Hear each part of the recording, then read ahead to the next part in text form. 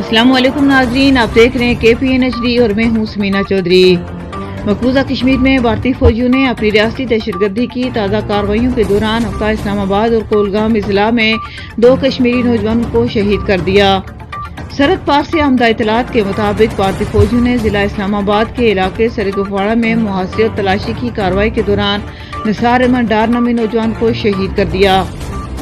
قابض فوجیوں نے ضلع کولگام کے علاقے DH پورہ میں بھی ایک آپریشن کے دوران ایک نوجوان کو شہید کیا۔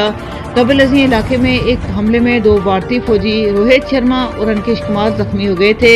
قابض انتظامیہ نے علاقے میں انٹرنیٹ سروس معطل کر دی ہے۔ آخری اطلاعات تک دونوں علاقوں میں بھارتی فوج کا آپریشن جاری تھا۔ بھارت کے غیر قانونی زیر قبضہ جموں کشمیر میں بھارتی پولیس نے سری نگر میں ایک نوجوان کو گرفتار کر لیا ہے۔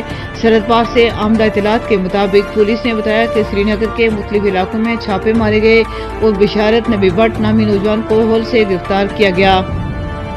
پولیس نے گرفتار شخص پر سری نگر کی جامع مسجد میں لوگوں کو آزادی کے حق میں اور بھارت مخالف نعرے لگانے کے لیے اکسانے کا الزام لگایا۔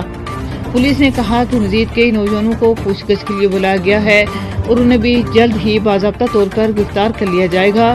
واضح رہے کہ جامع مسجد سری نگر گزشتہ روز رمضان کے پہلے جمعے کی نماز کے بعد آزادی کے حق میں اور بھارت مخالف نعروں سے گونج اٹھی تھی۔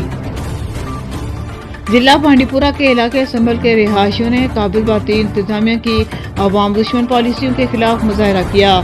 سرحد پار سے آمدہ اطلاعات کے مطابق یہ احتجاج محکمہ آبپاشی اور فلڈ کنٹرول کی طرف سے کھیتوں کو سیراب کرنے کے لیے آبپاشی کی اسکیموں کو شروع کرنے میں ناکامی کے خلاف کیا گیا۔ مزید نیوز اپڈیٹس کے لیے دیکھتے رہیے KPN HD۔